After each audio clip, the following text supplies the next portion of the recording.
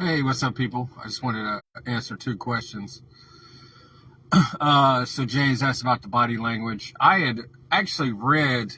I used to go to Barnes and Noble, man, and read books by myself like 20 years ago. So I've read body language books over 20 years ago.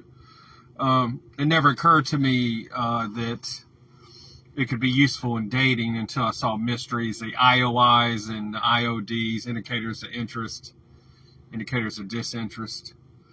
Um, yeah, so that after I saw that, I was like, I became super fixated on that, if that's the right word. Um, and you know, it's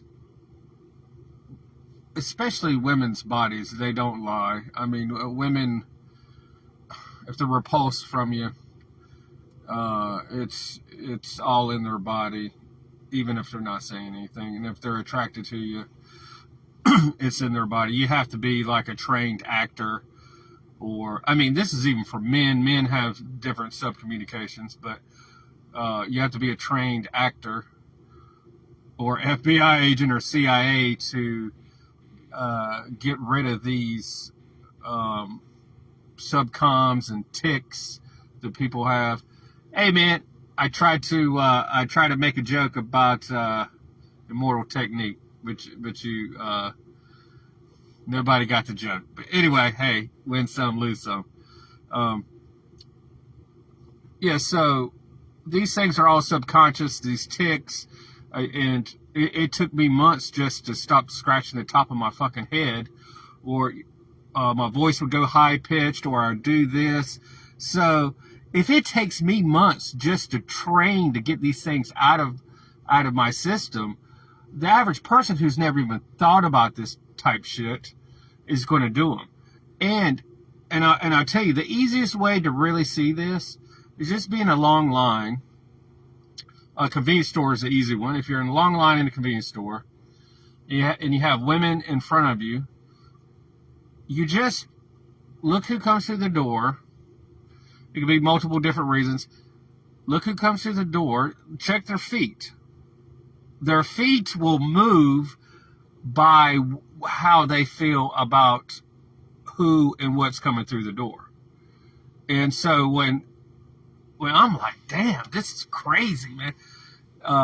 It's so bizarre and interesting.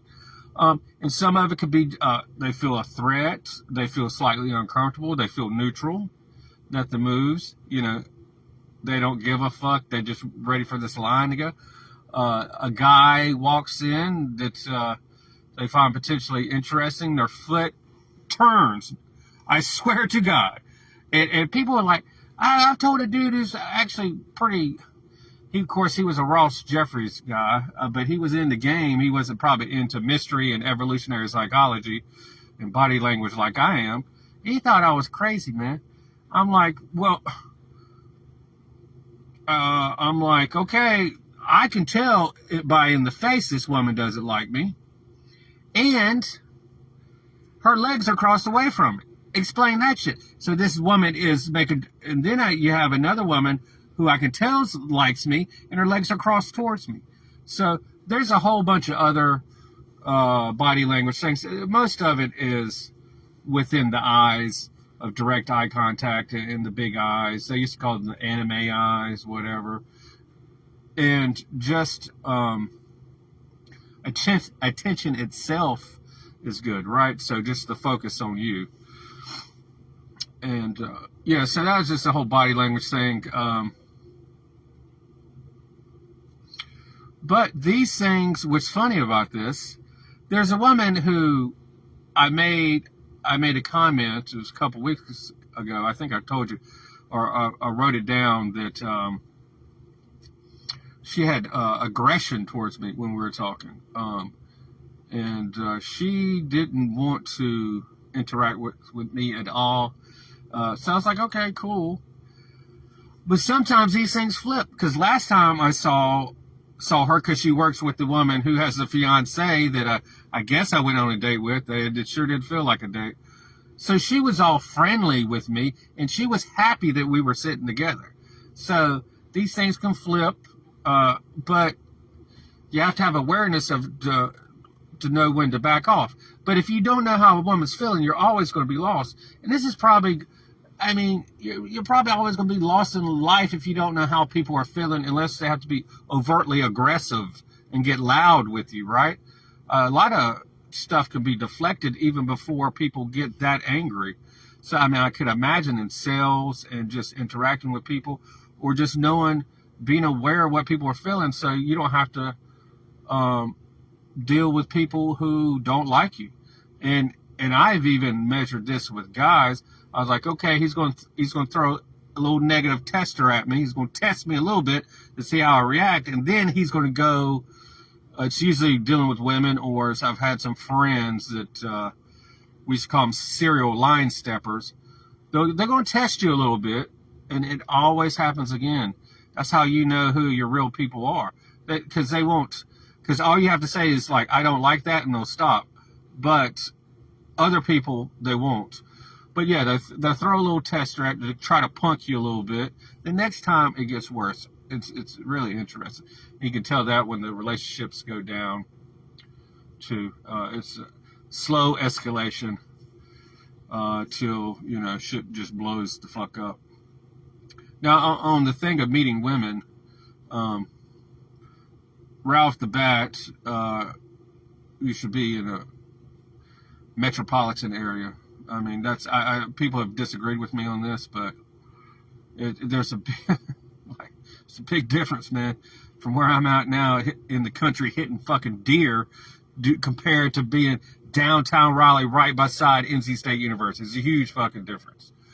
But, situations are what they are, so you can be a big fish in a small pond. And for Sean, because Sean asked the question, but a lot of people think about this. If you, because we'll take him, but there's a lot of other guys like this. They want the fucking banging ass hot chick, the 8, right? Well, the way evolution works, you can't beat the fucking system. There is no hacking. You can see all this internet marketing bullshit all you want to. You could talk about hacking with routines, but you still have to perform the routine well enough and to have talked to enough people, enough women to have actually have it be good, right? So evolution's a bitch. It is that women are hardwired. They are like data collectors. I remember talking to the one with the fiance, and I said something, and she repeated what I said twice. So once a woman repeats anything you say, she's remembered it for life, and she'll probably tell her friend. I mean, it's just like that. And so it's like, fuck, I qualified myself there, or I said something kind of negative, which I kind of hate with natural conversations when you're dealing with women are so particular on words. But yeah, so my point is the real value is going to be there. So you can't hack the fucking system. So you're going to have to develop charisma and confidence. You have no fucking choice. You can't. These women are like fucking evolutionary fucking machines, just detecting like real fucking data on you and status and all this shit. They're fucking, it's amazing. And so, okay. So I think I read Dodgeball. This is still good. This is still good to go out to events in your town. But look, you want a fucking 8, dude. You gotta compete. Like, I'm not no fucking stud here, but you're gonna have to get through fucking sharp motherfuckers like me playing fucking chess in his fucking head and shit. Then you're gonna have to get past the tall, good looking guys. Then the business dudes. So you're gonna have to bring real fucking value to the table. So what I say is just start going fucking big. Start your own fucking group.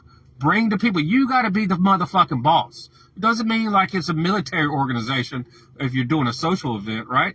But you're like the fucking cool leader, bringing people together. You be humble, but you gotta still have to check people to get out of line. It's usually a fucking dude that wants to talk shit. in my world. Sometimes it's a crazy ass woman, but for whatever reason, I guess it's the way I fucking look, dudes want to test the fuck out of him. So you're gonna have to bring the shit, man. There's no way around it. It's like you can't even beat the system with fucking plastic surgery, right? Like, I mean, maybe, you know, if you got a big fucking fat nose like me or whatever, got a big hump on your nose, you get the hump taken off, right? You still gonna need to be a man of substance, of value. So maybe, you know, I could see these things, these different looks maxing things help you, yes, and give you more confidence. Being physically stronger is going to give you more fucking confidence. But there's no way to hack the fucking system. The only way to hack the system is hack yourself. So, and that means talking to a lot of fucking women and doing it one step by a time. Studying fucking charisma, studying body language, awareness. You got to be fucking aware. So study fucking what's happening around you. And I guess you got to start small, but I mean, it's game time for most of the people I know that even fucking want to listen to my crazy ass. It's like, we're over 30, dude. We're like, some of us is in our fucking 40s. You got to be motherfucking act like this is a fucking crisis, because it is a fucking crisis. And you gotta fucking say, I don't give a fuck anymore. I'm putting out shitty ass YouTube videos. I'm blowing up my motherfucking FB Live. I don't give a fuck. I make an ass out of myself. I'm just going to try to improve, but I'm putting my shit on the fucking line. And so, just me doing an FBI video like 2 years ago, you know, I just hook up with a random chick off of fucking Facebook. Just putting yourself out there. You still got to be present, but if you want those high quality women, which I kind of hate the way people word this shit, you're just gonna have to go fucking big. There's no way around it. You know, I think about attraction hacks. So you talk about you could do magic. It still takes. You still have to be a performer to even learn how to do magic. You still have to be somewhat good at it. So I mean, any way you go, any direction you go, you're going to have to put time, effort, and you might as well go as big as possible. So that's my thoughts. Have a good one. Peace.